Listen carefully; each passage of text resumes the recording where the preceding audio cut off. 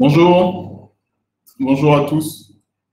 Alors je pense qu'on est bien live là. Écoutez, je vous dis bienvenue je crois que c'est bien le dernier panel, c'est le panel 3 il me semble. L'idée pour nous aujourd'hui, c'est de discuter de la thématique des synergies entre la banque de détail et la banque mobile. Donc on a plusieurs acteurs que je vais accueillir ici. J'ai la lourde charge d'être modérateur virtuel des discussions.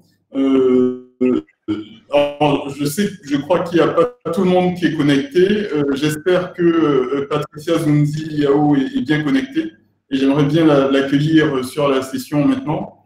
J'aimerais bien aussi accueillir Youssouf Fadiga, DG de BNI.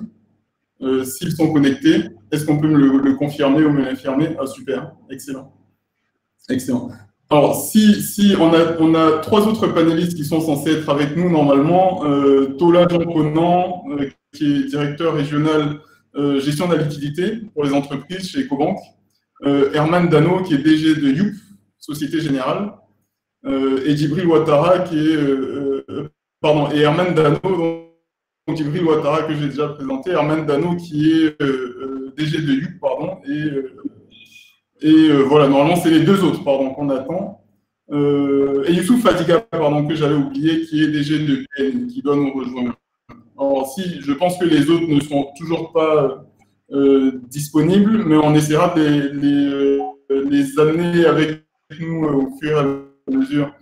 Alors, je suis très content de vous avoir avec nous déjà, Patricia et Djibril. Patricia, on te connaît, on sait que tu es une femme battante et tenace. On a vu ton expérience sur QuickCash et je sais que tu es. On va quand même une petite minute, je pense, pour présenter un petit peu très rapidement ce que tu fais et on passera aussi la parole à Djibril pour une minute et on verra si les autres arrivent à se connecter entre-temps. D'accord. Ok.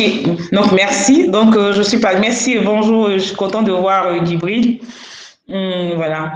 Donc, je suis Patricia de QuickCash. Donc, en fait, une fintech qui existe depuis bientôt 12 ans. Voilà. Donc, c'est 2008 qu'on a commencé le projet. Et donc, nous travaillons tout ce qui est service de transfert d'argent pour les populations rurales. Et depuis un moment, on est sur de la digitalisation du paiement des récoltes pour les petits producteurs. Et depuis un moment, on s'est lancé dans un projet qui est de mettre en place un wallet pour les petits producteurs, notamment les femmes dans le domaine du vivrier, parce qu'après QuickCash, je me suis lancé dans également une initiative qui est Canal, en fait, qui crée une chaîne de valeur de bout en bout pour les petites productrices en milieu rural pour leur permettre d'avoir accès à des intrants, à des services financiers, également accès au marché. Donc voilà ce que je peux dire brièvement de mes activités. Super, merci beaucoup Patricia. Djibril. Alors vous êtes les deux pour l'instant un petit peu technologiquement brandés qui sont les premiers connectés, donc ça illustre déjà le gap technologique entre nos banques commerciales classiques, un peu plus de mal. Mais dis-moi Djibril, aujourd'hui, on connaît tous MTN, mais je veux dire peut-être un peu plus dans le sens de la banque mobile. Qu'est-ce que aujourd'hui MTN fait concrètement sur le marché? Non, je ne dirais pas de la banque mobile. MTN est donc, selon la réglementation dans la zone UEMOA, MTN a une entité séparée qui est une entité émettrice de monnaie électronique. Et donc, avec cette entité émettrice de monnaie électronique, MTN développe des produits financiers, des services de produits financiers qui ne sont pas certainement ce que j'appellerais de la banque mobile. Je dirais que c'est un segment qui se complète parfaitement avec celui de la banque classique. Et la banque classique peut développer effectivement une panoplie de services autour de la banque mobile.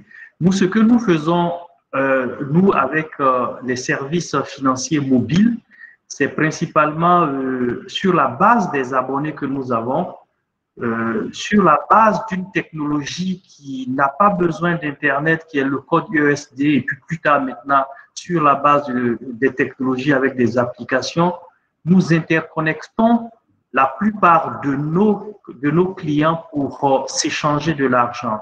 Ça peut être déjà nos clients entre eux, c'est-à-dire que c'est des transferts qui sont possibles, qu'on appelle du P2P. Ça peut être également de nos clients, des échanges entre nos clients et leurs employeurs pour pouvoir payer, par exemple, des salaires. Ça peut être de nos clients avec aussi des petits commerces et même des grands commerces pour du paiement électronique, donc du paiement marchand.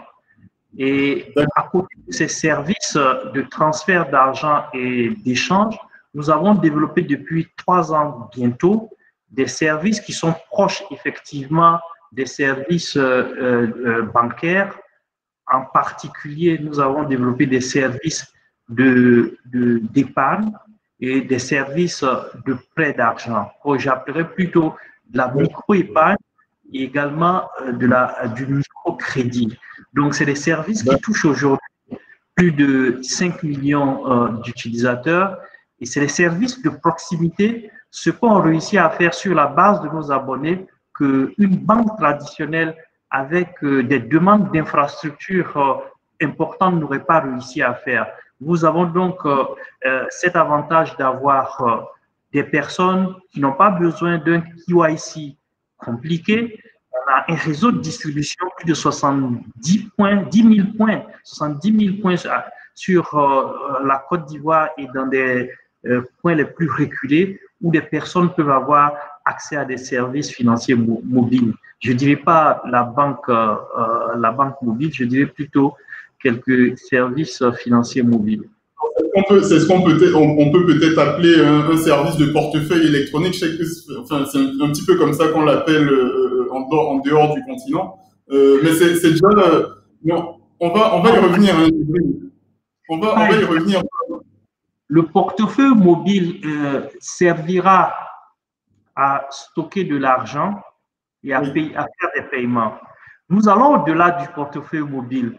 Nous offrons à nos clients la possibilité d'épargner avec un taux d'intérêt qui est rémunéré. Leur épargne va être rémunérée. Le portefeuille électronique va être, on va dire, l'extension d'un compte bancaire qui va permettre de faire des paiements parce qu'on a de l'argent dans ce portefeuille électronique. Dans le cas de nos services, nous avons… Juste, je ne veux pas qu'on prenne trop de temps pour rentrer dans les détails parce qu'on va y revenir parce que ça faisait partie d'une de mes premières questions. C'est pour ça que j'aimerais pas que tu rentres trop en profondeur dans le sujet. J'ai bien compris la différence. Je comprends que c'est une extension. En fait, c'est plus du service en réalité qu'autre chose. C'est du service financier, c'est vrai. Donc, extension de comptes bancaires, etc. Mais moi, la première question, et j'ai envie de vous faire jouer un petit peu à un jeu qui est peut-être pas confortable pour vous, mais moi, je vous considère tous les deux, Patricia et Djibril, comme les acteurs de ce qu'on pourrait appeler communément de la banque mobile, même si effectivement, Djibril, tu viens d'expliquer que c'est pas exactement ça. C'est un peu plus compliqué, c'est vrai. Mais moi, j'aimerais savoir, c'est vrai que vous avez de gros avantages quand on vous entend parler de vos business respectifs, on voit que vous avez de gros avantages sur les banques commerciales. Mais l'idée, pour rester dans notre thématique, c'est de savoir comment est-ce que vous arrivez quelque part à construire des synergies avec les banques classiques.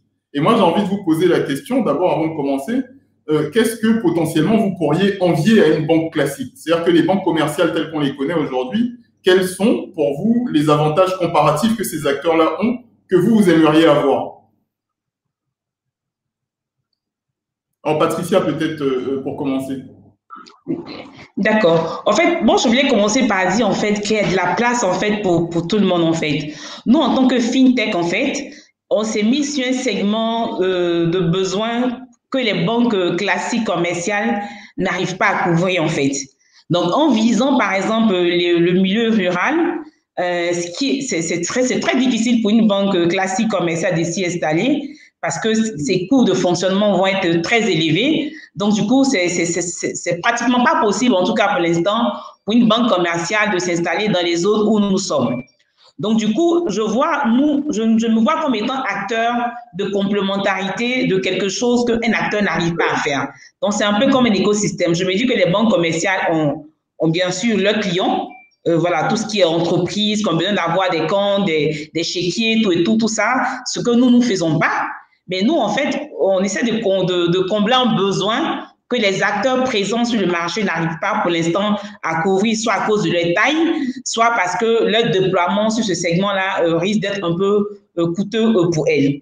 Après, pour moi, il y a une complémentarité au niveau des activités, par exemple.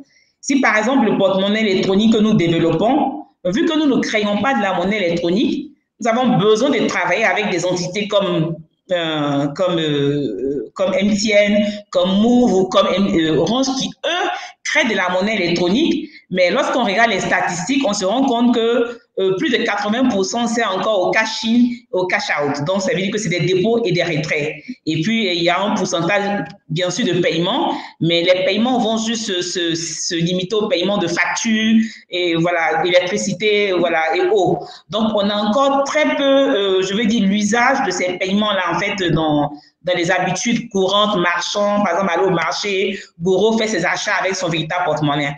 Donc, nous, en fait, je veux dire, on ne va pas venir un peu comme un concurrent, mais comme une complémentarité. C'est-à-dire que là où ces structures-là sont limitées, nous, on peut prolonger, en fait, pour pouvoir l'emmener vers le dernier client ou le client, on va dire, qui est dans le fin fond, en fait. Donc, j'ai envie de dire, c'est vraiment...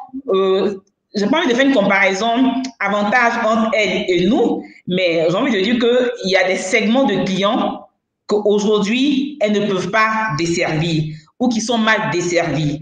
Et nous voyons ça comme étant une opportunité. Et c'est pour ça que je pense qu'il faut qu'il y ait une synergie, en fait. Donc, ce n'est pas forcément des concurrences, mais une complémentarité. Parce qu'un porte-monnaie électronique va forcément se nourrir, s'approvisionner avec de la monnaie électronique qui soit créée par Djibril ou par quelqu'un d'autre, vu que nous ne sommes pas émetteurs de monnaie électronique. Et après, nous allons pouvoir atteindre des zones les plus reculées, ce que les banques classiques ne peuvent pas faire à cause de leur taille. Donc, par notre taille, on a une flexibilité, on a une réactivité qui est beaucoup plus rapide qu'une entreprise, qu'une banque classique, un peu comme la BNI qui est avec nous là. Donc, moi, je vois plutôt en termes de complémentarité, parce que sur le domaine de la finance, je pense qu'il y a encore beaucoup de choses pour moi à faire.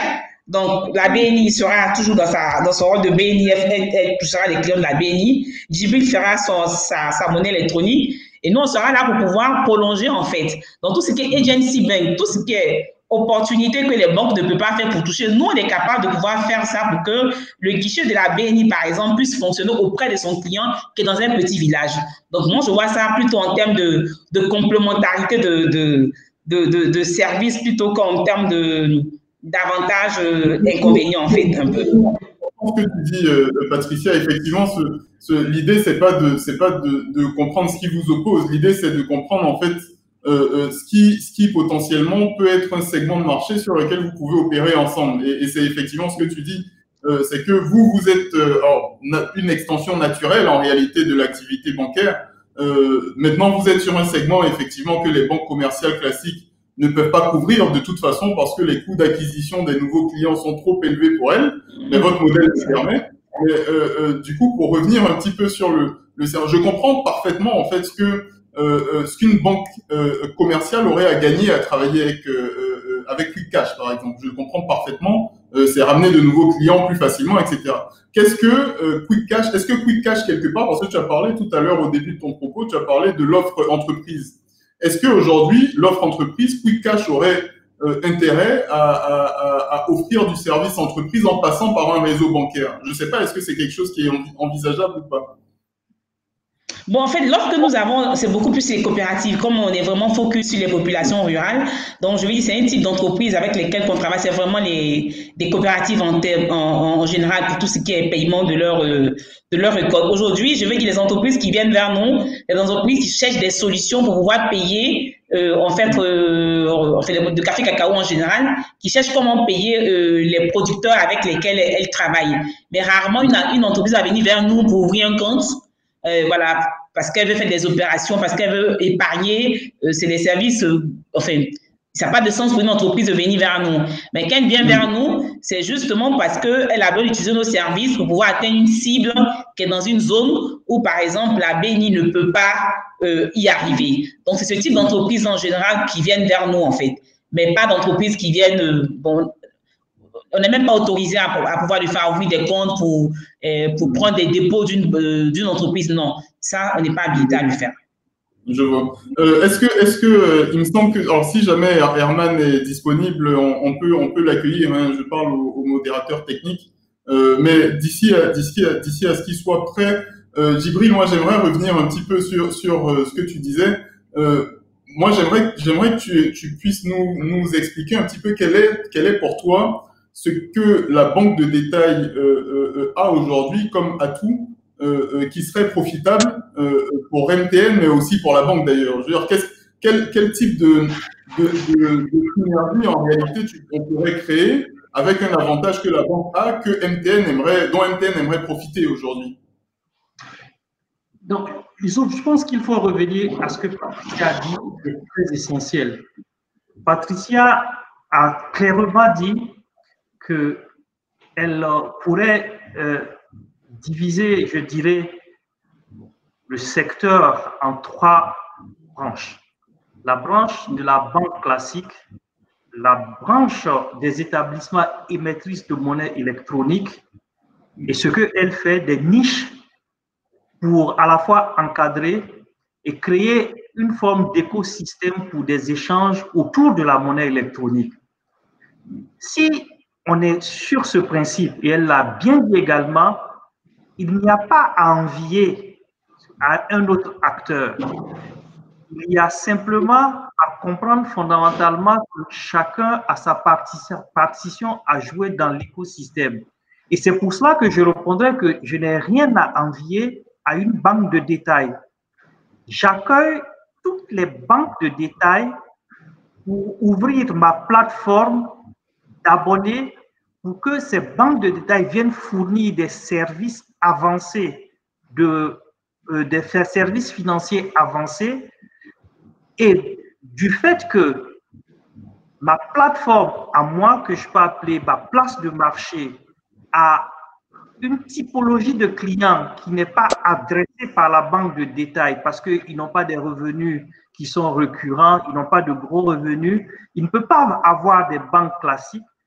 J'accueille tout ce qui est banque traditionnelle de détail pour venir designer des services adaptés à ce type de clients. Et j'accompagne des entités comme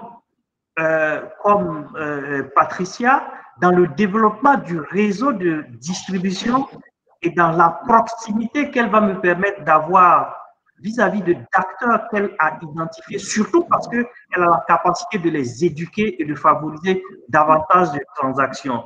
Ce qui fait que les services financiers qui vont être offerts par la banque de détail sur ma plateforme, je vais les rendre accessibles. Parce que la banque traditionnelle a besoin simplement en termes d'infrastructure IT d'être interconnectée.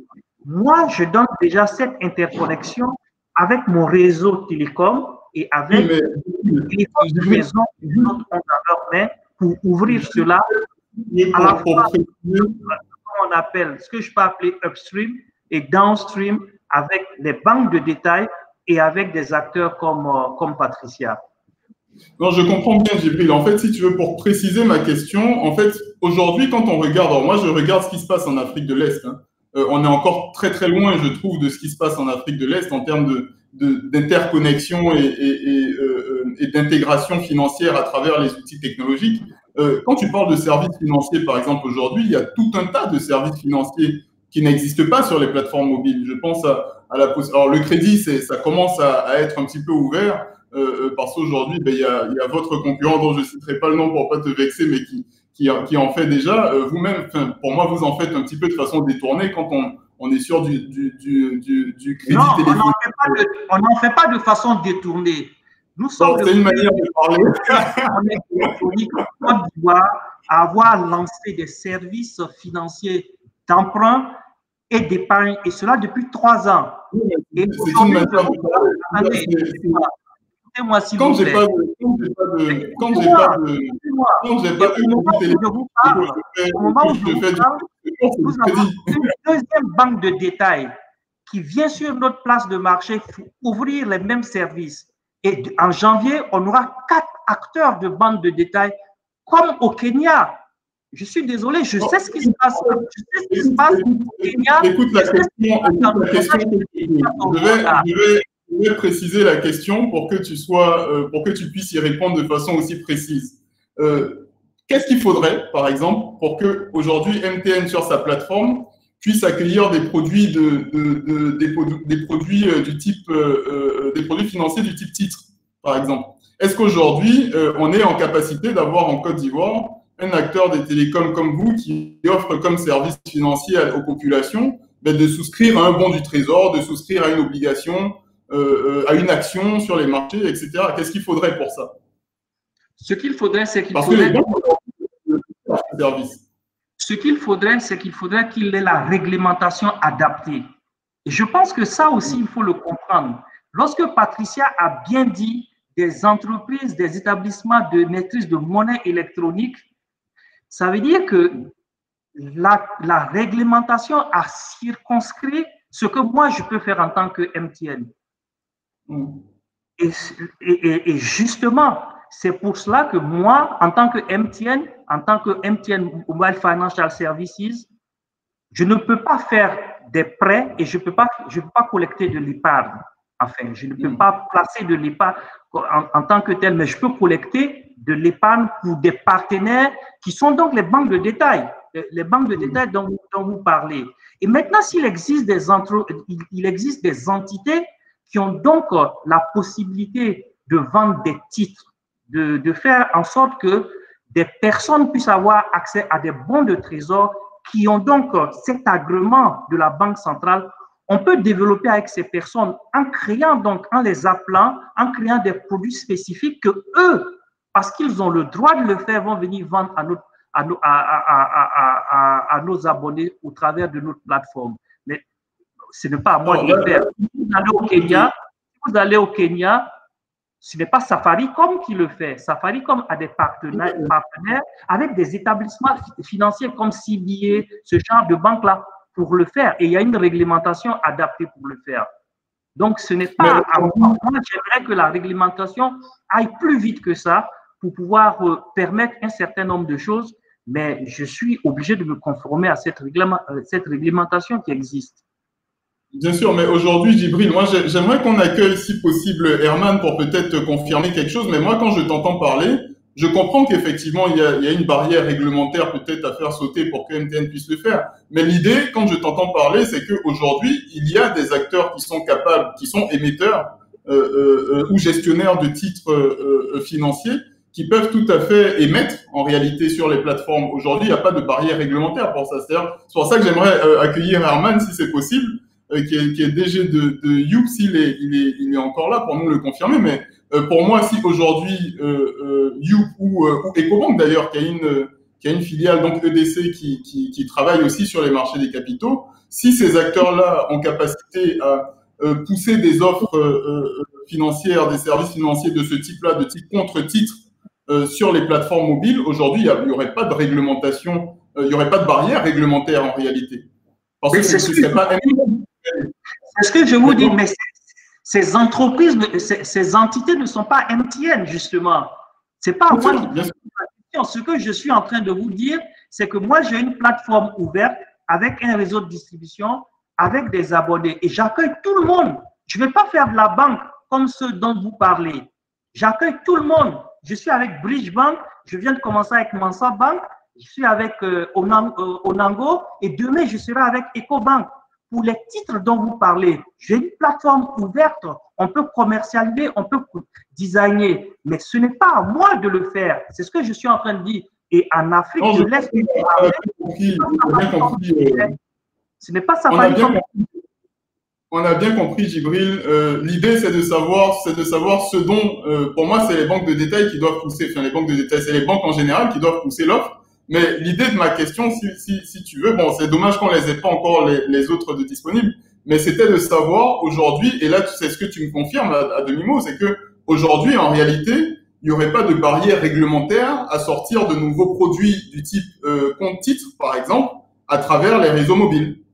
La barrière réglementaire dont je parlais, c'était vis-à-vis de moi en tant que… Oui, bien sûr. Mais c'est pas ton rôle. Mais non, mais sinon, il n'y a aucune barrière. Mais seulement aussi, il faut regarder les choses sur le plan purement marketing. Tout produit a un cycle de vie. Et lorsque le produit qu'on va venir ajouter on va dire, au développement d'un service, à un moment donné, qui ne correspond pas, qui n'est pas à la bonne période du cycle de vie du produit, on risque de faire en sorte que ça ne marche pas. Safaricom est pionnière dans ce domaine-là. Et forcément, à un moment donné, ils ont dû commencer par ce qu'on peut appeler les services basiques. Ensuite, ils ont introduit des services qui étaient avancés. Plus tard, ils sont allés à des services qui sont plus sophistiqués. Je pense qu'on va y arriver. On doit, pour l'instant, éduquer nos abonnés progressivement. Quand ils ont adopté les services basiques, on doit les éduquer vers des services avancés. Et plus tard, on aura des services qui peuvent être estimés beaucoup plus sophistiqués. On n'a pas besoin d'aller à Safaricom. L'introduction en bourse de MTN au Ghana s'est fait sur la base du mobile money de MTN. De telle sorte qu'ils ont permis, puisqu'ils partaient sur un actionnariat populaire, ils ont permis à chaque utilisateur des services de MTN au Ghana pour pouvoir acquérir une action. C'est possible, mais seulement au Ghana, la pénétration du mobile money est à plus de 80% et les services avancés existent là-bas depuis longtemps et donc l'écosystème a été totalement développé. C'est à cela que nous nous attelons aujourd'hui. Mais votre question consistait clairement à demander à MTN de le faire. Je vous expliquais que MTN Mobile Financial Services avait des limitations réglementaires. Je comprends. Fondamentalement, des alliances. Des alliances avec des banques de détail, il faut des alliances avec des fintechs comme celle de Patricia. Non, merci beaucoup, Djibril. Je comprends qu'il y a déjà, pour moi, il y a déjà un setup qui permet de faire déjà beaucoup de choses. Il y a des exemples à suivre sur le continent, il y a des retours d'expérience à avoir. Ça, on l'a bien compris, mais je pense qu'on est quand même bien avancé pour voir, en tout cas dans très peu de temps, j'espère, émerger. Youssou, si tu permets, je voulais faire un complément d'information sur ce que Djibril disait.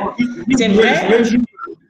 Juste avant, je voulais revenir avec toi sur une chose, mais juste avant, je voulais avoir la confirmation d'Herman Dano aussi en ligne. Allô, Herman? Oui, je suis disponible, je vous entends. Herman est directeur général de Youp, Société Générale. Donc, alors, je ne sais pas, je pense que tu n'as pas eu l'occasion de suivre les débuts des débats, mais l'idée, c'était de savoir, on a parlé un petit peu du rôle… J'ai bien entendu les points de Djibril et en effet, on est aligné sur un certain nombre de points. Pour ce qui est de l'inclusion financière, passer du mobile money classique à un vrai compte en banque, il y a en effet la barrière de la législation qui doit évoluer. Et en effet, il faut faire évoluer cette législation-là pour que justement le plus grand nombre de personnes aient accès à ces services financiers. Il y a une initiative du régulateur, donc Banque centrale, dans ce sens, qui a justement rencontré tous les émetteurs de monnaie électronique pour voir avec eux comment faire évoluer le cadre réglementaire autour de l'émission et de la distribution de monnaie électronique. On a donc tous les émetteurs de monnaie électronique fait nos propositions dans ce sens pour justement apporter plus de capacité, plus de flexibilité et plus de services à ce bottom of the pyramid, donc aux personnes qui sont les plus défavorisées, qui ne sont pas bancarisées, mais qui font des transactions au quotidien, qui ont besoin en effet de pouvoir demain souscrire à des bons du Trésor, de pouvoir demain souscrire à des obligations. C'est des choses qui sont possibles et envisageables. Et oui, il y a de la place pour tout le monde, comme le disait Patricia. Les acteurs classiques de la banque, donc les banques commerciales, sont essentiellement orientées vers des populations qu'elles savent maîtriser. Parce qu'il y a une notion très essentielle dans le monde de la banque, c'est la notion de pouvoir identifier de façon claire les intervenants et les bénéficiaires des différents fonds qui vont transiter par les comptes de la banque.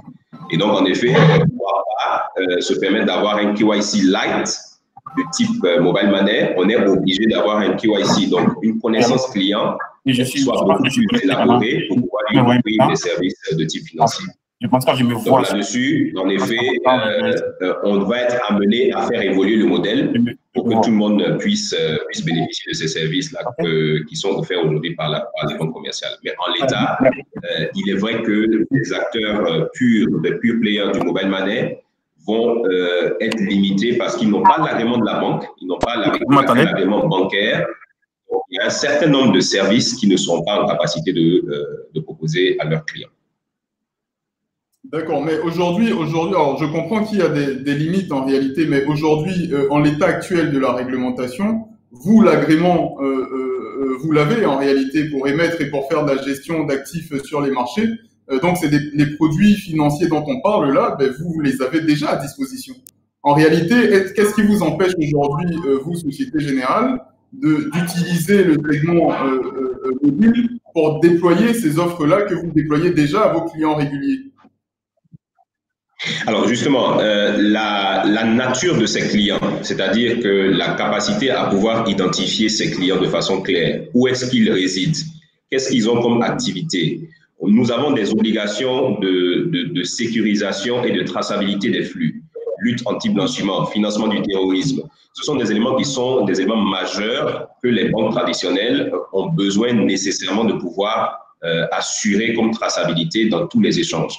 Et donc, quand on a dit ça, on n'est pas en capacité à la date d'aujourd'hui de pouvoir identifier M. Kwadjo Kofi qui habite Boaké à côté de l'antenne, même s'il a des transactions qui sont importantes, même s'il a la capacité de faire des transactions conséquentes, on ne sera pas en capacité de pouvoir l'identifier et de pouvoir nous assurer qu'il n'y a pas de risque de blanchiment qui est fait avec ces personnes en question. C'est pour ça que malheureusement, pour l'instant, la législation nous permet de faire seulement des services de type financier élaborés pour des populations pour lesquelles nous avons la possibilité d'ouvrir un compte bancaire classique. Ces populations-là ont un KYC qui est beaucoup plus conséquent que celui qu'on a avec un mobile money. Et justement, on serait en capacité d'aller retrouver cette personne-là dans son logement, dans son entreprise, si d'aventure on avait des fraudes ou des problématiques particulières qui s'opéreraient. Donc, ceci pour dire, demain, on sera en capacité d'offrir de plus en plus de services à ces populations qui ne sont pas bancarisées. Quand la législation nous permettra de faire évoluer le modèle, quand on ne sera pas simplement selon l'instruction Banque centrale en train de faire de la distribution et de l'émission de monnaie électronique, mais qu'on soit en capacité d'offrir des services financiers supplémentaires. Pour l'instant, tous les distributeurs de monnaie électronique ne le font qu'au travers de partenariats avec des établissements financiers et des établissements bancaires. Donc là, encore une fois, ce ne sont pas des choses qui sont figées. À mon avis, le régulateur comprend bien les enjeux, il comprend bien que nous sommes sur des géographies où on a moins de 80%, enfin moins de 20% des populations qui ont un compte bancaire classique, mais ces 80 autres là, elles font des transactions. Donc l'idée, c'est de savoir comment on fait évoluer le cadre réglementaire pour pouvoir faire plus d'inclusion financière et même plus d'éducation financière. D'accord. Patricia, j'aimerais revenir à toi avant d'accueillir avec nous. Alors, bonjour déjà Tola Jean Conan qui nous a rejoint, qui est directeur régional de la gestion de la liquidité d'entreprise chez Ecobank.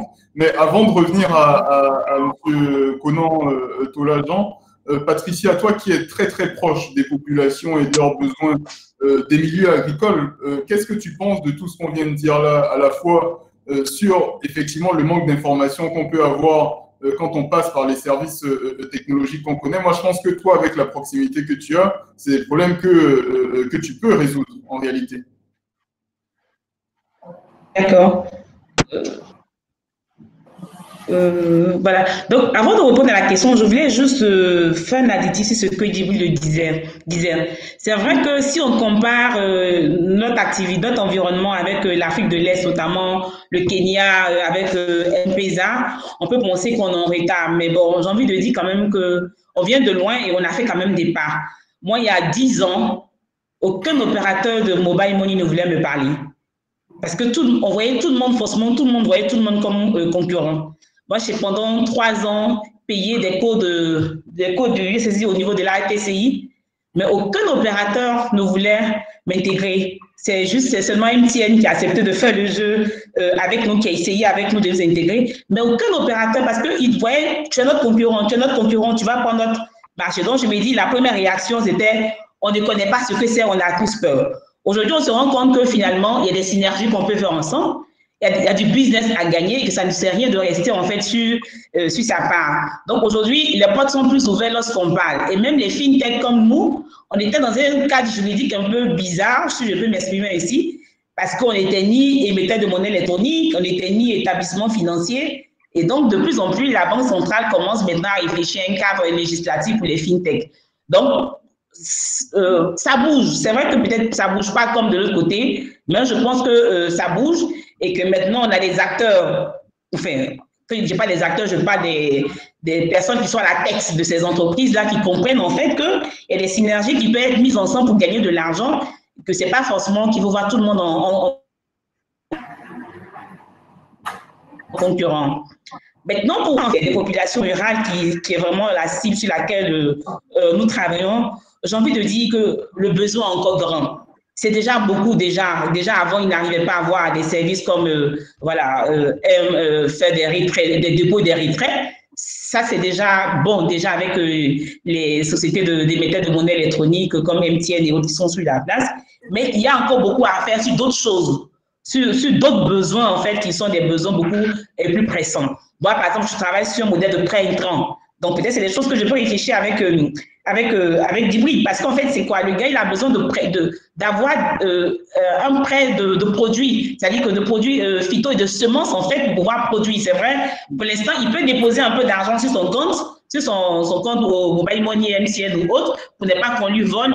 Mais on a besoin de pousser plus loin d'autres besoins qui sont là. Donc, comment est-ce qu'on arrive à passer du cash in, cash out à vraiment créer de la valeur pour permettre à ce petit producteur-là d'arriver, pas sur les prêts qu'on connaît que Djibril fait déjà avec d'autres banques, mais c'est des prêts intrants en fait qui mettent des acteurs autour qui sont des acteurs comme des sémenciers, comme un agrégateur, comme Canaland, et ensuite comme des sociétés qui donnent des produits d'engrais. Donc le besoin est énorme, il est immense. Comme je dis déjà, il y a un pas qui est déjà fait. Le pas qui est déjà fait, c'est qu'il peut déjà au moins déposer de l'argent et puis retirer. Ça, c'est déjà bon. Mais après, je pense qu'il faut pousser plus loin. Pousser plus loin, et pour moi, c'est des projets sur lesquels, comme ça, ils sont en train de réfléchir. Voilà, il a besoin maintenant d'aller plus loin, de comment est-ce qu'au-delà de ça, comme dans certains pays, et via son compte mobile money, on peut aller jusqu'à lui mettre en place un point en entrant. Et c'est sur ça que notre wallet, un wallet qu'on appelle Agri, destiné vraiment aux récoltes, devrait pouvoir servir un peu à ça, en fait. Donc, les besoins sont énormes en milieu rural. Donc, je dis, on a déjà fait un grand pas, bravo déjà. Les gens arrivent à déposer de l'argent à retirer, mais le besoin encore énorme. Donc, il va falloir maintenant des volontés des acteurs pour pouvoir aller plus loin. C'est vrai qu'on va parler du risque. C'est tout ce qu'on me dit lorsque je parle de mes problèmes. On dit il y a un risque sur les producteurs, il y a un risque. Mais bon, c'est pas parce qu'il y a un risque aussi qu'il ne faut pas aller sur cette opportunité-là et puis pouvoir encore... c'est gagnant-gagnant pour tout le monde, et pour les populations rurales, les petits producteurs et pour les différents acteurs. Patricia, c'est pour ça que je posais la question, justement, la question du risque. En fait, pour moi, aujourd'hui, des acteurs comme toi, moi, alors c'est peut-être que je me trompe, mais l'avantage que je vois à ton activité, à toi, c'est qu'en termes de maîtrise de risque, tu seras peut-être mieux outillé que des plus gros acteurs que toi qui n'ont pas forcément la proximité avec les clients. Donc, oui, là, par exemple, on entend de déployer une solution qui est une solution qui utilise l'intelligence artificielle, les données météorologiques pour calculer en fait le risque si un petit producteur. Donc, par exemple, un producteur qui sera, par exemple, dans l'oignon ou dans, enfin, je sais pas moi, dans une culture, donc l'intelligence artificielle avec la plateforme qu'on est en train de déployer, avec un partenaire qui en est, va nous permettre de calculer en fait le risque sur ce petit producteur-là, en disant que quand on prend les données météorologiques, on prend les données du sol et on prend les données agronomiques, le risque, il est élevé ou il est bas. Et s'il est élevé, qu'est-ce qu'on met en place pour que ce petit producteur-là, dans son système de production, arrive à le minimiser pour le rendre beaucoup plus éligible en fait, à ce crédit-là? C'est sur ça qu'on est en train de travailler le premier trimestre de 2021 pour pouvoir donner une forme de scoring des informations justement aux acteurs qui voient en fait le risque un peu quelque part. Quand je parlais de risque, ça vous dit que il faut aussi souvent qu'on s'engage un peu plus loin. C'est pas moi en tant que PME et FinTech, je suis limité dans mes moyens. Je suis sûr qu'un acteur comme mon ami de la BNI ou bien comme Djibril ont beaucoup plus de moyens sur lesquels on peut tester des choses, des choses comme ça. Donc, c'est un peu à ça que moi j'appelle pour qu'on aille un peu de l'avant. C'est vrai qu'on a pu convaincre nous pour la solution, on est en train de la déployer. Mais ça a pris plus de temps parce que justement, on attend que tout soit prêt pour manger, en fait, comme on le dit. Or, il faut aussi souvent prendre un peu de risque. Tous ceux qui ont beaucoup d'argent, EcoBank, tous ces choses-là. Je vais venir vous voir après le panel. C'est l'objectif. Merci, Patricia. Voilà. Donc, on maîtrise, on maîtrise les risques, on est en train de les digitaliser pour que l'information soit disponible, pour que tous les acteurs qui veulent l'accompagner puissent, avec l'intelligence artificielle, puissent avoir accès à la bonne information et puis, voilà comment on fait pour y avancer. Très bien, merci beaucoup, Patricia. Tola Jean qui est avec nous, maintenant, on t'a attendu un petit peu, Tola. Alors, moi, j'aimerais que tu réagisses sur deux choses. La première chose, c'est on a beaucoup parlé le terme était peut-être mal choisi de parler d'avantages comparatifs ou de désavantages comparatifs, mais l'idée, c'était de savoir, par exemple, pour prendre un exemple très trivial, aujourd'hui, parmi les clients de Patricia, par exemple, il va y avoir des ménagères ou des sociétés unipersonnelles, donc des personnes toutes seules qui vont au marché, qui vont faire de l'agriculture, vendre leur production elles-mêmes, etc. Et ces populations-là, on ne peut pas leur demander d'aller chez EcoBank et passer je ne sais pas combien de temps au guichet pour déposer tous les jours leur petit chiffre d'affaires. Donc, je pense que c'est un petit peu la raison d'être aussi des acteurs comme les télécoms et comme Patricia aussi dans son activité. Comment est-ce qu'aujourd'hui EcoBank voit ce segment de population-là qui peut-être n'est pas encore le nerf de la guerre dans l'activité d'EcoBank, qui a ses clients, qui a ses segments clients qui sont peut-être différents en termes de profil, mais comment est-ce que EcoBank peut profiter de la technologie et des startups et des sociétés technologiques comme les initiatives de Patricia pour profiter de ce segment-là de marché aussi et accélérer aussi le processus vers ces populations-là. Ok, merci Djibril. Alors, je pense que le débat est intéressant. J'étais là quand même, j'ai écouté pas mal de discussions, surtout Djibril qui expliquait ce que MTN fait et l'ouverture de MTN. C'était très intéressant. Je pense que nous sommes vraiment sur la bonne voie, comme a dit Patricia, de la bonne voie de la synergie et de la collaboration réelle, de sorte à ce qu'on puisse faire de l'inclusion financière une réalité. Parce que si on continue de travailler en silo comme ça se faisait les années précédentes, on ne pourra jamais y arriver. Donc, c'est vraiment très important parce que nous sommes tous complémentaires. Et avec les investissements que les uns et les autres font dans le domaine du digital, nous pourrions y arriver si justement les régulations, les législations bougent aussi, parce qu'il faut que tout ça bouge ensemble pour que les choses puissent se faire. Il y a la problématique de l'identification des populations. Est-ce qu'on passe à l'identification biométrique de sorte à ce que pour vérifier ou bien avoir accès à un KYC d'un client, on puisse aller chercher des informations dont on a besoin pour vérifier si le client est un client avec qui on peut travailler ou pas. Alors, tout ça, c'est en train de se mettre en place petit à petit avec des initiatives ça et là. Il faut qu'on trouve là une synergie pour aller ensemble et que on puisse y arriver assez vite. Alors, pour revenir à ta question, Youssouf, on fait cela déjà. Ecobank n'est pas seulement là pour des clients d'une certaine catégorie, contrairement à ce qu'on pense.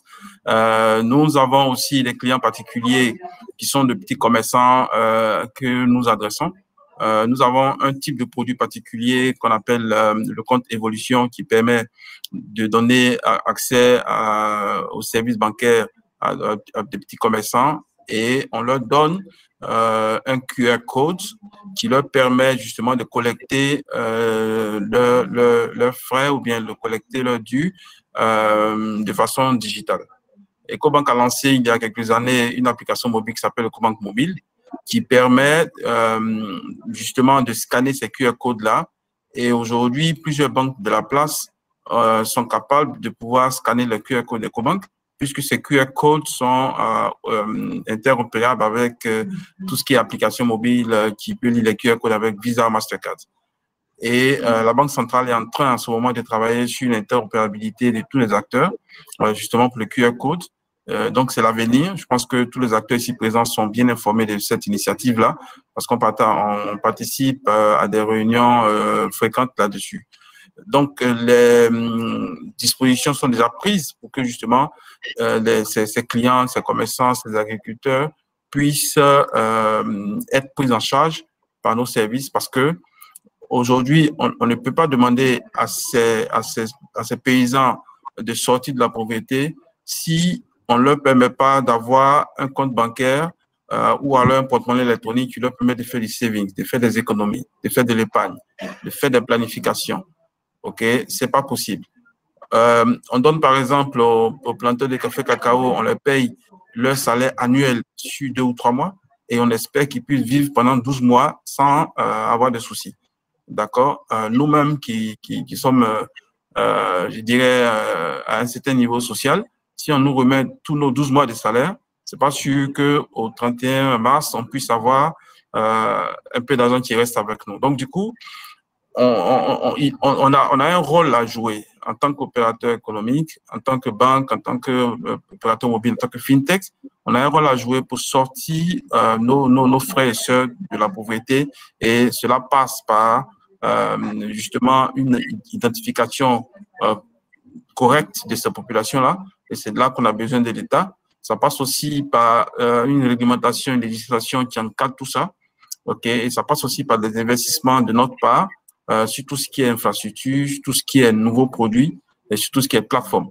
Je pense que Ecobank l'a prouvé depuis un certain nombre d'années. Nous sommes une plateforme. Toutes les fintechs qui aujourd'hui nous approchent pour pouvoir profiter de notre plateforme sont les bienvenus. On travaille avec elles.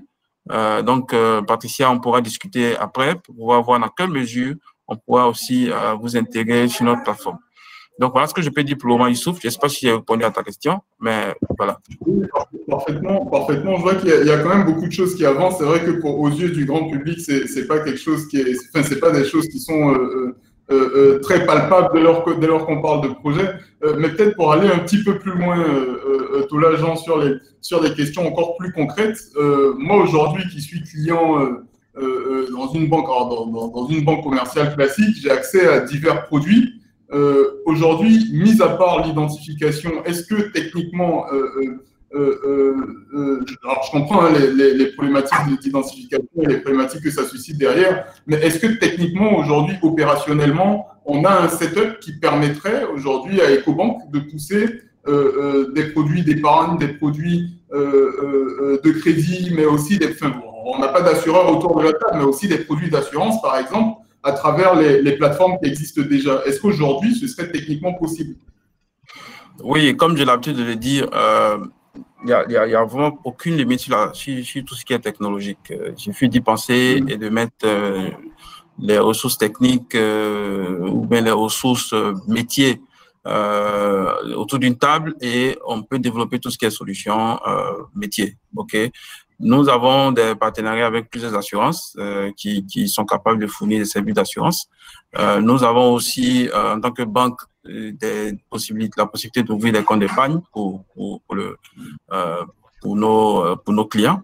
Ils sont capables de faire des savings à partir de notre application mobile, EcoBank Mobile, qui est téléchargeable aujourd'hui sur les deux grandes plateformes de iOS et puis Play Store.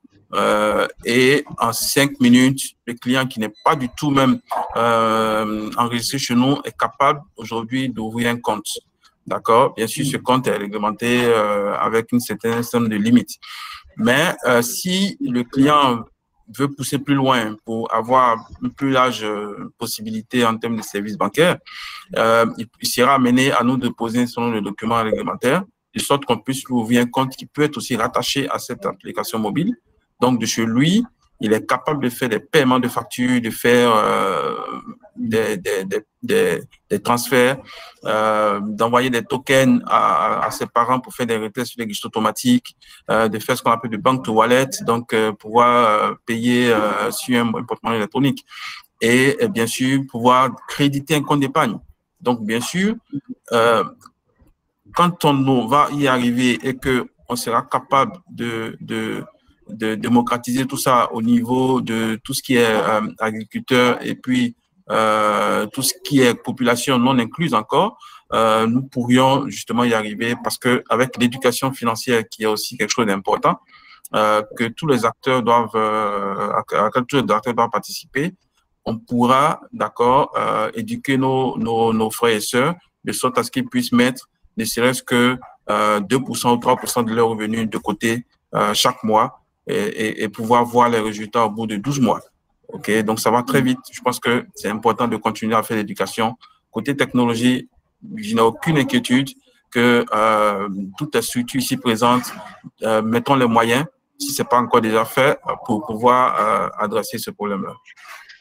Merci beaucoup, Tolaja. On vient juste d'accueillir Youssouf Faziga. Malheureusement, on n'a encore que 12 minutes. Youssouf, toi qui es directeur général de BNI, moi j'aimerais peut-être t'adresser une question un peu ouverte pour que tu puisses quand même nous exprimer un petit peu ce que tu penses de la thématique. La question, c'est aujourd'hui, alors on est dans un environnement où il y a de nombreux acteurs qui gravitent autour des mêmes populations. On a un taux de bancarisation qui reste encore très très faible. Comment est-ce qu'aujourd'hui, toi qui es directeur général de BNI, qui est quand même une grosse banque, comment est-ce qu'aujourd'hui tu penses pouvoir profiter de toutes les opportunités qu'ouvre la technologie et ces nouveaux acteurs-là qui gravitent autour des mêmes populations? Merci beaucoup, Youssouf, pour cette question. Vraiment désolé, on a eu de gros soucis techniques. Alors, au début du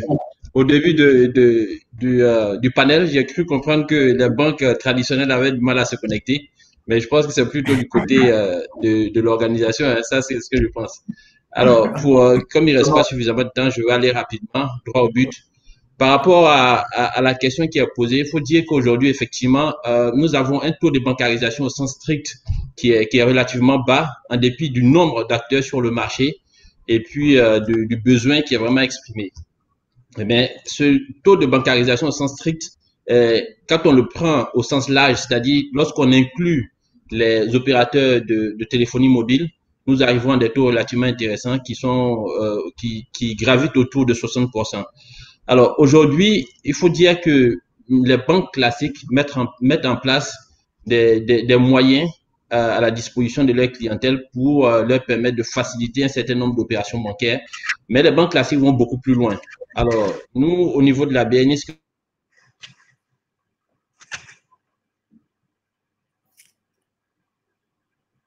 Allô? On a perdu le son apparemment. Est-ce qu'on peut me confirmer qu'on n'a pas perdu Youssouf Faziga? Bon, c'est pas bien grave. On va peut-être revenir à Djibril pour peut-être aborder. Alors, j'aimerais qu'on aborde rapidement, Djibril, s'il te plaît, une question que je te posais et après peut-être on aura encore 10 minutes, mais j'aimerais que chacun puisse un petit peu exprimer exprimer son point de vue sur concrètement des outils qu'on peut mettre en place de façon conjointe entre tous les acteurs qu'on a aujourd'hui autour du panel. Mais ça, ce sera pour tout à l'heure en 2 minutes chacun. Mais d'abord, Djibril, moi, j'aimerais savoir aujourd'hui pour toi, quel serait le moyen le plus efficient et le plus efficace, peut-être hormis la réglementation, à réglementation constante, quel serait le moyen le plus efficace aujourd'hui de couvrir le mieux toutes les populations qui ne sont pas encore couvertes par les services bancaires? Encore une fois, je veux relativiser la notion de service bancaire. Je pense que tous les acteurs ici sont unanimes à dire que les services bancaires ont des contraintes réglementaires liées notamment au KYC. Je pense que Herman l'a dit très clairement. KYC en termes de l'activité, et ce qui est normal d'ailleurs, en termes de l'activité que les différents épargnants peuvent exercer afin d'éviter, par exemple, le blanchiment d'argent. Moi, je serais un peu plus large en disant peut-être l'inclusion financière, et c'est probablement l'arrière-pensée de ta question, je présume. Je dirais qu'il existe déjà ce que j'ai appelé les basiques. Les basiques existent. Il y a un écosystème qui commence à être fortement riche en Côte d'Ivoire. Le reste dépendra donc de l'éducation et de l'agressivité commerciale que les différents acteurs vont mener pour attirer davantage de personnes. Et je suis vraiment confiant que c'est possible qu'on y arrive. Je suis d'autant plus confiant que quand je regarde la courbe de vie aussi de ces produits-là sur des marchés qui ressemblent aux nôtres, on n'est pas aussi dans des proportions où on est loin de faire en sorte qu'on puisse avoir une meilleure inclusion financière. Pour faire simple, je pense qu'on a les outils, on a les produits et services sur le marché, on a l'écosystème qui se développe. Il faut être un peu patient et il faut avoir une agressivité commerciale pour y arriver. Par exemple, moi, je suis allé il n'y a pas très longtemps au nord, je suis allé à Tengrela, je suis allé à Ouangolo. J'ai rencontré de bonnes dames qui font de l'épargne au travers de Momo Cash de MTN, et qui le connaissaient très bien. Quand ils ont appris que j'étais le directeur général de MTN, ces dames-là sont venues se plaindre auprès de moi pour dire que j'ai épargné pendant une certaine période, et lorsqu'il s'est agi de récupérer mon épargne, je n'ai pas pu l'avoir. Ça fait 3 ans que nous faisons ces services.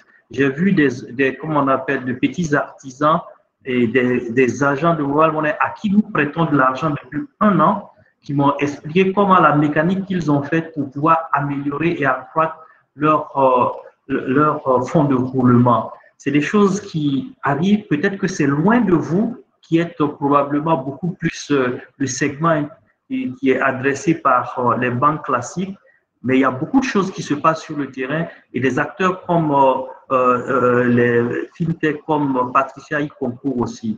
Je pense que nous sommes sur la bonne voie. On va continuer à être beaucoup plus agressif commercialement.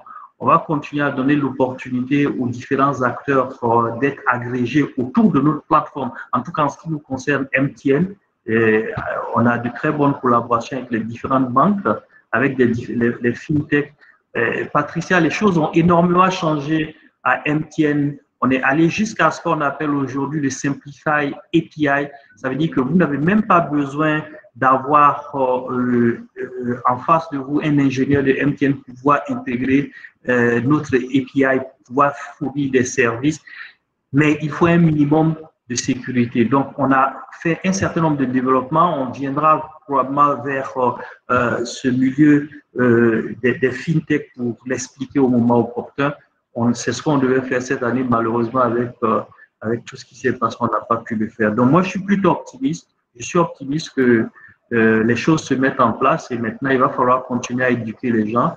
Il va falloir avoir l'approche commerciale appropriée pour y parvenir. Alors, merci beaucoup, Djibril. Youssouf, on t'avait perdu en route lors de ton propos. Je te laisserai terminer, et puis je poserai la même question qu'à Djibril aux autres qui sont encore en ligne pour clôturer, avant qu'on ait quelques questions quand même. D'accord. Alors, bon, la question à Djibril, c'était quoi déjà? Non, la question à Djibril, c'était il y a un complot contre moi. C'est une question de conclusion, plus qu'autre chose, mais l'idée, c'était de savoir, en fait, en conclusion, quels seraient concrètement les outils aujourd'hui disponibles les plus efficaces, ou la manière de construire une synergie la plus efficace aujourd'hui concrètement pour pouvoir aller saisir ces parts de marché là où cette pénétration-là qui n'est pas encore profitable au marché financier aujourd'hui. C'est ça. D'accord. Merci bien. Moi, je vais essayer de faire en moins d'une minute. Je pense qu'un point important, je pense que c'est ce que Djibril disait tout à l'heure sur l'éducation. Je pense qu'il est important de continuer l'éducation de la population sur les possibilités qui sont offertes et qui sont disponibles sur le marché. La deuxième chose, c'est vraiment de travailler sur la baisse des coûts en ce qui concerne les interactions. Lorsqu'on essaie de mettre en place des outils qui agrègent en fait un certain nombre de services, je pense que c'est extrêmement important parce que nous, par exemple, au niveau de ce que nous avons fait, au niveau de BNI avec BeFree, il faut dire qu'il y a des services qu'on a dû désactiver momentanément parce que les coûts sont tellement importants que nous avons nous-mêmes eu un peu de scrupule quand même à proposer ces services-là parce que les coûts étaient relativement élevés, notamment en ce qui concerne l'interaction avec les opérateurs de téléphonie mobile. Alors, donc, nous travaillons bien avec les opérateurs sur un certain nombre de sujets, notamment nous avons fait le bank to wallet avec MTN et c'est des travaux, c'est des sujets sur lesquels nous essayons d'avancer. Mais il est important aussi en termes de synergie, puisque aujourd'hui les opérateurs de mobile ont une capillarité beaucoup plus importante que celle des banques commerciales classiques. C'est de travailler en synergie pour que nous allions beaucoup plus loin en termes de sécurisation des transactions et puis en termes d'efficacité. Parce qu'en fait, à la fin de la journée, quelle que soit la dématérialisation du service, quel que soit le type de produit qui est offert, à un moment donné, il faut que tout ça devienne réel. Et pour que ce soit réel, il faut une banque derrière soit adossée pour que l'argent virtuel devienne de l'argent réel avec les opérateurs de mobile, etc., pour faire en sorte que nous puissions avancer sur ces questions-là. Donc, pour résumer, vraiment, l'éducation des populations, travailler à une baisse des coûts et l'interopérabilité, et puis, enfin, améliorer la synergie en termes de technologie, etc. Voilà un peu, pour ne pas faire trop long. Merci beaucoup Youssouf. J'aimerais adresser la même question à Tolajan qui est de nouveau avec nous. C'est bien qu'on te voit pour la première fois, on a le retour vidéo, donc c'est très bien. Mais je t'ai entendu parler, Youssouf, et je vais laisser peut-être Tolajan rebondir dessus. Je t'ai entendu parler d'agrégation alors sur la problématique des coûts, essayer de construire une sorte de synergie sur les offres financières, si j'ai bien compris, pour baisser un petit peu les coûts, c'est ça? C'est ce que tu disais, hein, Youssouf, il me semble. C'est bien cela, oui. C'est ça. Voilà. Alors, peut-être que ça va pas plaire à Djibril hein, que je parle de ça. Je m'en excuse par avance, Djibril, mais Tolajan, est-ce qu'aujourd'hui, dans l'environnement bancaire classique, on se pose la question de pouvoir agréger peut-être les comptes mobile money existants pour baisser les coûts transactionnels ou je ne sais pas, est-ce qu'il y a des réflexions de ce type-là qui sont à votre niveau aujourd'hui intéressantes à pousser ou même au niveau de Patricia, je lui reposerai la question aussi à son tour. Ok, je pense que oui, et ça vient beaucoup plus des agrégateurs, des fintech que des banques et des opérateurs mobiles. Voilà, parce que simplement, nous n'avons pas encore créé ce cadre de collaboration formel qui nous permet d'avoir une gouvernance qui nous amènerait vers une collaboration réelle en fait entre ces acteurs. Mais par la force des choses et par le fait que quand même le marché est en train de bouger, nous sommes en guillemets forcés vraiment à collaborer. Et en tout cas, au niveau des cobanques, on a au niveau du siège des personnes dédiées qui discutent avec les head office ou bien les sièges des entreprises de télécom pour justement y arriver. Avec MTN, on a un accord groupe que nous sommes en train d'implémenter dans tous les pays, y compris la Côte d'Ivoire, et qui permet justement de faire du wallet to bank, de bank to wallet, avec un agrégateur de solutions de paiement ici en Côte d'Ivoire qui s'appelle GreenPay. Nous sommes aussi en train de collaborer avec Orange et MTN pour tout ce qui est paiement marchand, de sorte à ce que le coût soit réduit. Parce que dans ce modèle-là, tout ce qui est paiement marchand, les frais sont plutôt supportés par le marchand que par le client individuel qui paye. D'accord. Et sur les mêmes terminaux de paiement électronique, on peut mettre le paiement MTN, Move, Orange, et puis les paiements cartes, et aussi les paiements QR code. Donc, les choses sont en train de se passer. Je pense qu'il faut qu'on continue de travailler sur tout ce qui est identification. Il faut qu'on ait aussi, on crée un groupe de pression. Et là, je fais un clin d'œil à tous les opérateurs qui sont connectés ici, qu'on puisse mettre en place un groupe de pression sur tout ce qui est réglementation, sur tout ce qui est État, parce que le gouvernement a un grand rôle à jouer. Le gouvernement est le plus grand collecteur de revenus du pays. Parce que tous les jours que Dieu fait, la population paye quelque chose à l'État. On paye nos impôts, on paye les frais de parking, on paye les taxes de marché, on paye à l'hôpital. Il est important qu'on puisse mettre en place toutes ces synergies-là pour que l'État se décide de façon résolue à aller vers la transformation digitale. Cela permettra d'avoir des use cases ou alors des solutions à valeur ajoutée réelles pour nos populations qui pourraient, n'est-ce pas, s'embarquer sur notre plateforme, de sorte à ce que l'inclusion financière se fasse. Tant que les personnes ou bien les individus sont libres de payer, quel que soit le montant, des services publics de façon cash et en espèces, il sera difficile d'accélérer l'inclusion financière. Il sera vraiment difficile. En Afrique de l'Est, il y a des lois qui imposent le paiement des taxes à partir de certains montants. Ok, il est impossible à partir de, je donne un exemple, à partir de 20 000, 30 000, de payer de façon cash, ok, de façon liquide. Vous êtes obligé d'utiliser une plateforme digitale pour le faire, que ce soit bancaire, en ligne, ou bien avec un opérateur mobile. Donc, il faut que les lois bougent, il faut que les services publics se digitalisent réellement. Il faut aussi que les acteurs du domaine se mettent ensemble pour créer cet écosystème qui est nécessaire pour pouvoir y arriver.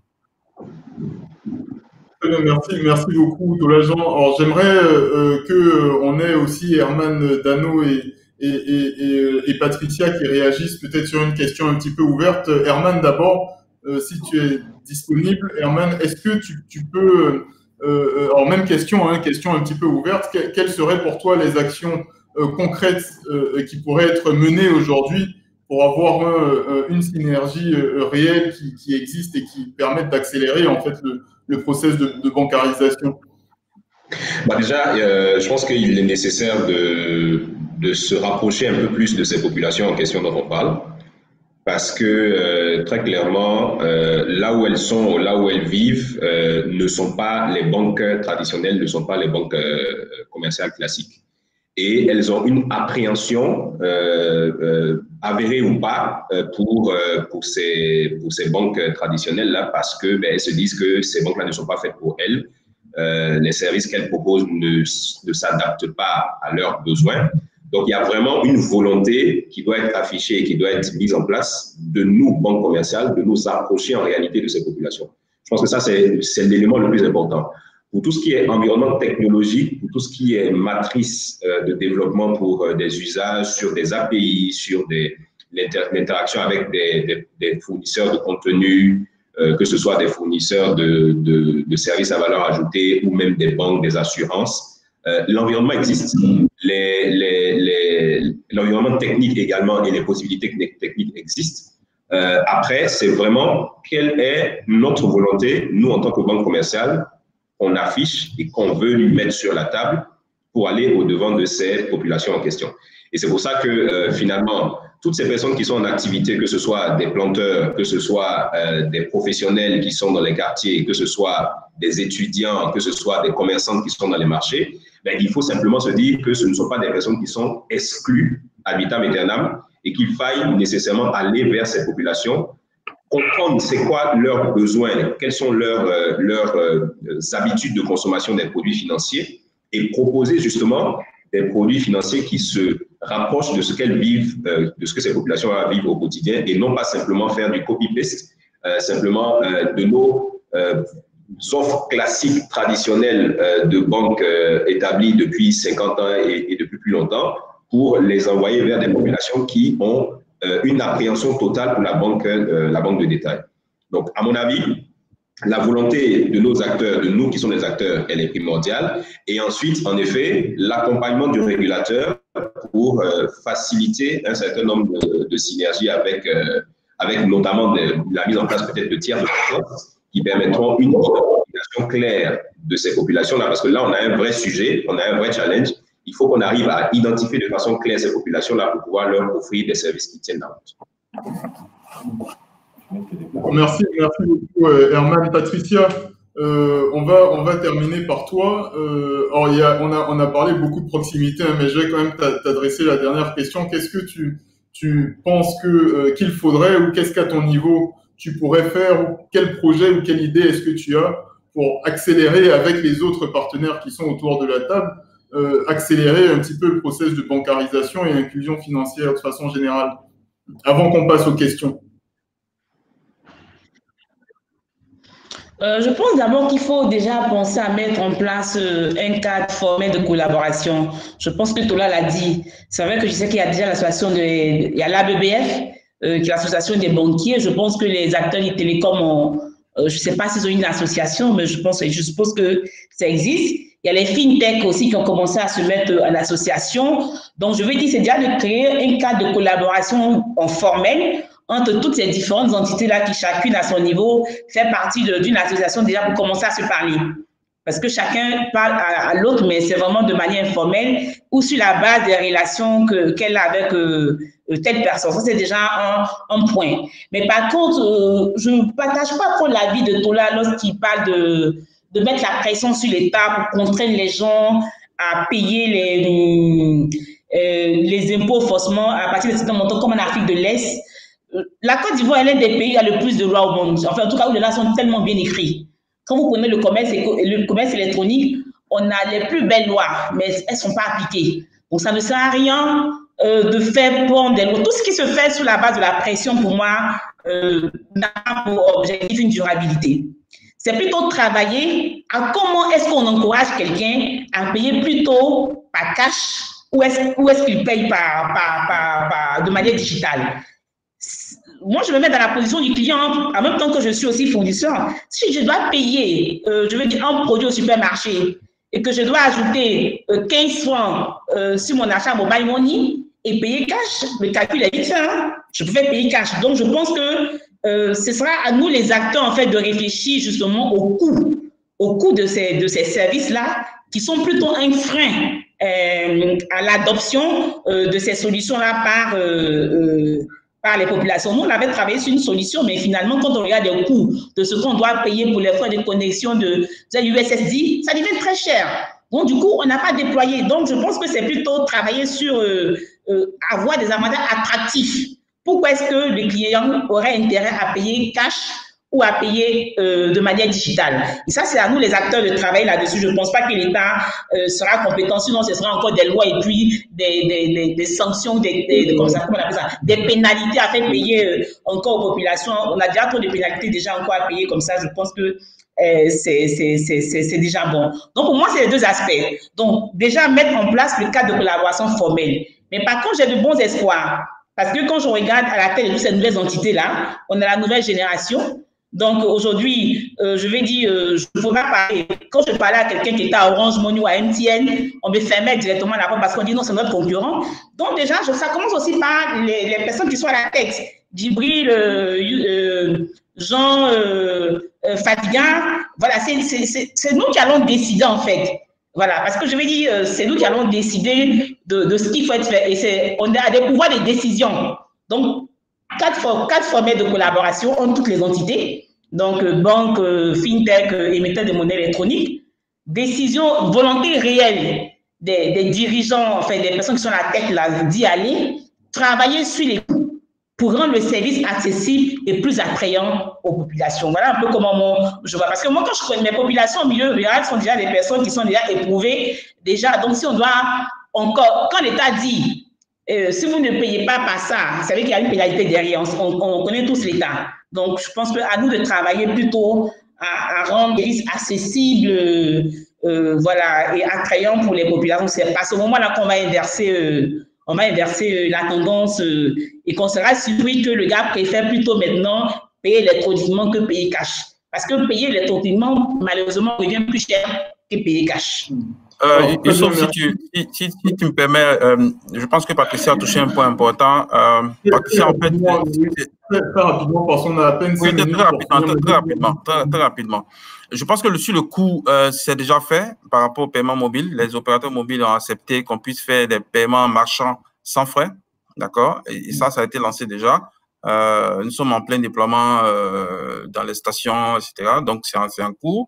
Je pense que c'est déjà très bien. Sur ta deuxième intervention par rapport aux lois dont je parlais, je pense que c'est pas forcément quelque chose de, c'est pas forcément une contrainte. Peut-être que j'ai utilisé le mauvais terme, mais les deux doivent aller ensemble. En même temps que les opérateurs que nous sommes, nous mettons en place des solutions à moins de coûts pour la population, l'État doit jouer son rôle en digitalisant les services publics aussi. D'accord? Pour que les habitudes viennent, pour que l'éducation se mette en place et que, au fur et à mesure, les gens puissent s'habituer. Bien sûr, il faut une certaine contrainte aussi, puisque ça, j'ai vu en Afrique de l'Est. Sans ça, on pourra avancer sur les autres axes, mais il y aura quand même un peu de retard. Juste ouais, il peut y avoir aussi des mesures incitatives. Hein. Je pense que c'est un peu l'idée que précisait Patricia aussi. Exactement. Des mesures incitatives qui peuvent permettre de faciliter ces opérations. Alors, écoutez, merci beaucoup à vous tous d'avoir joué le jeu. On a commencé très en retard a priori. On a encore juste 5 minutes malheureusement pour adresser 3 questions. La première, elle est de Mira, de ce qu'on m'envoie. Et elle sera adressée, je pense, plus à Djibril que vous autres. La question, c'est quelles sont les solutions réelles que vous comptez prendre face aux nombreuses arnaques sur les comptes mobile money? Djibril, je te laisse la parole. J'imagine que c'est une question que tu as tout le temps, donc je te laisse la parole là-dessus. Ah, on n'entend pas Djibril, on a un problème de retour de son, il me semble. En tout cas, moi, je ne t'entends pas, Djibril. Tu es peut-être en mute. Non, je ne suis pas. Ah, super. Ah, bah, je t'ai entendu. Oui, très bien, parfait. En fait, quand on regarde très bien la typologie des arnaques auxquelles nos usagers font face au travers du mobile money, c'est de l'arnaque qui utilise la psychologie de nos usagers. Et cette psychologie-là est celle de personnes qui sont avides de gains faciles. Ce n'est pas un problème technologique parce que souvent, lorsqu'on t'appelle pour te dire « Ok, tu as gagné telle chose, bien quand tu fais… » Enfin, bref, on joue sur la psychologie des gens. C'est plus un problème qui est lié à cette capacité de pouvoir influencer psychologiquement qu'à des problèmes liés, en fait, à la plateforme ou à ces différents facteurs-là. Et il y a un gros problème d'éducation également. Donc, c'est ce que nous essayons d'adresser de différentes façons. Nous essayons d'éduquer nos clients pour leur expliquer que jamais on ne doit passer son mot de passe à quelqu'un d'autre, son code confidentiel, on ne doit le passer à quelqu'un d'autre. Et lorsqu'on t'envoie une syntaxe d'un code USD, il faut faire attention parce qu'au bout du compte, si on intègre quelque part ton code confidentiel, il faut que tu te dises que c'est pour faire une manœuvre frauduleuse. C'est ce qu'on essaie d'expliquer davantage, mais évidemment, on n'est pas aussi entendu qu'on peut l'espérer. Et aussi, on essaie de faire de la répression de cette fraude-là. On a des partenariats avec des entités privées, des brigades privées, et également avec la DITT pour essayer de traquer au plus et pénaliser les gens pour que les gens sachent que ces activités-là peuvent mener en prison. Au-delà de ça, on fait en sorte que nos plateformes soient le plus opérationnelles et les plus friendly possibles. Donc, si on continue à mettre exagérément des freins, on ne va pas favoriser l'éclosion de ce monde de cette inclusion financière qu'on souhaite pour tout le monde, parce qu'on a en fait affaire à des personnes qui aussi ne sont pas éduquées. Et donc, si on doit compliquer l'usage de ces services-là, on ne pourra jamais les embarquer. On est conscient, pour répondre et pour faire simple, on est conscient, on a bien identifié le type d'arnaque auquel nos usagers font face. On souhaite qu'ils puissent comprendre davantage que on ne gagne pas facilement de l'argent, et ensuite, on ne doit pas partager en fait ces codes confidentiels. Et pour le reste, on a de très bons partenariats avec différentes entités pour essayer de faire une veille et également d'arrêter les gens qui peuvent jouer à ce jeu-là afin de montrer l'exemple en termes de sanctions. Merci beaucoup. Le maître mot, je pense que c'est la vigilance. Hein. Il faut être vigilant. Et quand on dit code confidentiel, mais par définition, il ne faut pas le partager. Donc, pour ceux qui écoutent, j'espère que vous avez bien compris le message de Djibril. Il y a une autre question qui t'a adressée, Djibril, que je trouve plutôt amusante, qui va peut-être pas amuser tes actionnaires, mais c'est Vincent Cadio qui d'ailleurs qui te remercie pour ton intervention et qui nous dit, alors, est-ce que les opérateurs mobile money pourraient utiliser une partie de leurs bénéfices pour constituer un fonds de garantie qui permettra aux banques de minimiser les risques sur les produits de prêt aux petits commerçants? Oh bon, je te laisse répondre. Mais il faut que j'explique, je revienne à l'explication que j'ai donnée tantôt. En tant qu'établissement émettrice de monnaie électronique, nous ne faisons pas de prêts aux petits commerçants. Nous ouvrons et cela, nous croyons en cela à MTN, nous croyons que nous avons un rôle à jouer dans la digitalisation des services, mais seulement nous sommes un acteur qui doit créer une place de marché pour permettre donc à notre base, à nos usagers d'être en contact avec les services que d'autres personnes peuvent venir proposer. Généralement, lorsqu'on donne ce genre d'exemple, on parle de Uber ou bien de Airbnb en disant que voilà des acteurs du digital qui n'ont pas d'hôtel à eux, qui n'ont pas de maison, mais qui passent tout leur temps à connecter les gens. C'est bien ça le secret de la 4e révolution industrielle. De la même façon, quand on parle de Uber, c'est exactement le même contexte. Nous sommes ouverts à ce que les établissements classiques de banque, pour lesquels la régulation dit c'est vous qui avez le monopole d'utiliser l'épargne des épargnants pour en faire la ressource pour donner ensuite à des gens qui ont besoin de crédit. Nous sommes conscients que, ce faisant, nous avons besoin de nous ouvrir en des partenariats avec ceux-là. Je pense que Paula le disait tantôt, on est bien dans ce cadre-là avec Ecobank et on continuera de développer avec eux des services qui soient appropriés, qu'ils puissent proposer à nos clients. Ce faisant, on n'a pas besoin de garantie. Depuis, je vous l'ai dit, depuis 2 années et demie, voire 3 ans, MTN est le seul opérateur à avoir lancé sur ce marché des services d'emprunt et des services également d'épargne. Mais seulement, on l'a fait avec un partenaire et la réglementation voudrait même que MTN ne puisse pas en faire la publicité. C'est seulement celui qui a, disons, a le droit de le faire vis-à-vis de la réglementation, a donc la légitimité de communiquer là-dessus. C'est peut-être pour ça qu'on n'en entend pas parler. Et de la même façon, depuis le début de cette année, nous avons créé pour nos marchands, un service dédié qui, je vous le disais tantôt, qui permet d'emprunter le matin et ensuite ils font leur activité et le soir ils remboursent. C'est vraiment des micro-crédits parce que évidemment, avec ce type de crédit, on n'a pas la possibilité de financer des actifs.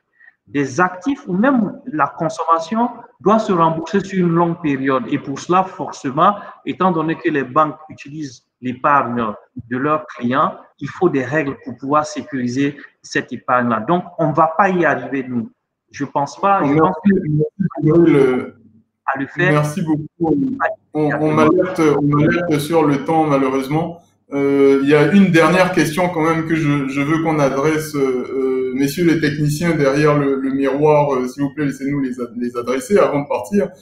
C'est pour nos amis des banques classiques. Alors, il y a une question qui, je pense, doit revenir très souvent aussi, qui dit, alors c'est monsieur Kwabénan Ba qui nous demande quelle solution proposez-vous au sein des banques traditionnelles où la plupart des opérations restent encore traditionnelles pour un simple dépôt d'argent ou même consultation de solde, les clients devraient s'y rendre physiquement alors qu'en 2020, bon, le digital peut résoudre d'énormes problèmes sur cet écosystème. Tola Jean et peut-être Herman, s'il est encore là, est-ce que vous pouvez peut-être éclairer un petit peu sur les solutions que vous avez respectivement dans vos banques pour résoudre ces problématiques-là? Ok, merci Youssouf. Je pense que c'est une question intéressante et les solutions existent déjà. Aujourd'hui, nos guichets automatiques peuvent faire des dépôts. D'accord. Nous avons communiqué, nous continuerons à communiquer là-dessus, de sorte à ce que toute la population soit informée. On a lancé ce service il y a quelques mois, justement à la faveur du Covid-19. Donc aujourd'hui, vous pouvez déposer vos billets de banque dans les guichets automatiques qui les accepteront et pourront, n'est-ce pas, aller au crédit de votre compte. Pour aussi tout ce qui est paiement ou bien consultation de solde, nous avons une panoplie d'applications en ligne. Pour les clients individuels, il y a ce qu'on appelle le Cobank Online. Il vous suffit simplement d'aller sur le site web de Cobank, www.cobank.com, ou alors prendre la tâche avec votre gestionnaire de compte pour vous activer, pour activer la possibilité pour vous d'accéder en ligne à votre compte bancaire, pas seulement pour voir votre solde, mais aussi pour faire des transactions. Pour les clients entreprises, on a notre plateforme Omni et Omni Plus et Omni Lite qui permet d'adresser la même problématique pour les entreprises. Et je vous ai parlé tout à l'heure de notre application mobile, Ecobank Mobile, qui permet justement de voir le solde et de faire d'avoir d'autres fonctionnalités, comme par exemple créer une carte virtuelle, faire des paiements marchands, faire des transferts internationaux, payer sa facture d'eau et d'électricité. Donc, vous pouvez faire tout ça étant assis chez vous à la maison. Donc, je pense que les technologies existent déjà. C'est juste peut-être une question d'information, mais nous sommes ouverts à peut-être donner plus de détails à M. Kwabénan. Bon, merci beaucoup, Tola Jean. Herman, est-ce que tu veux ajouter? Alors, je comprends qu'il y a beaucoup de choses que vous faites aujourd'hui dans quasiment toutes les banques de la place. Hein. Herman, est-ce que tu veux ajouter juste en 2 minutes quelques mots? Oui, justement. Alors, ce qu'on pourrait rajouter, chez Société Générale, on a ouvert des espaces qu'on appelle des espaces libre service qui permettent d'encaisser des fonds en espèces, de faire même des remises de chèques. D'accord. Vous pouvez aujourd'hui vous rendre dans une agence SG ou dans un espace libre service qui sont des espaces de proximité qu'on a ouverts sur toute la Côte d'Ivoire, venir faire une remise de chèques. Pour les outils de banque à distance, ça existe à la fois sur la banque de retail, donc sur le marché grand public, pour pouvoir consulter à partir de son application bancaire Sogé Connect. Donc, on peut consulter, faire un virement, faire une édition de RIB. Et pareil, côté entreprise, on a une application, une web interface qui s'appelle Sogé Cashnet, qui permet de dématérialiser tout ce qui est flux de cash vers des tiers. Donc, en effet, la digitalisation avance plus rapidement que peut-être c'est resté ancré dans l'esprit des populations. Mais bien évidemment, on comprend qu'ils s'attendent à encore plus de choses et c'est pour ça qu'on a des roadmaps, on a des plans produits qui vont toujours en grandissant pour offrir encore plus de services. Mais en effet, tout ce qui est digitalisation aujourd'hui, c'est vraiment le leitmotiv de notre démarche au quotidien. Très bien, très bien. Je vous remercie tous pour votre disponibilité et pour avoir joué le jeu aussi autant de temps. Ça fait déjà 1h30 qu'on est connectés ensemble. Merci encore. Merci à tous les participants qui se sont connectés et qui sont restés jusqu'à cette heure-ci connectés et attentifs à ce que nous disions. Écoutez, je vous souhaite une bonne fin de journée et je crois que la conférence pendant le salon continue encore demain. Donc, à ceux qui se connectent, restez connectés et puis bon salon à vous tous. Merci encore à vous. Au revoir. Merci Youssouf, merci à tous. Merci. Au revoir. Au revoir à tous.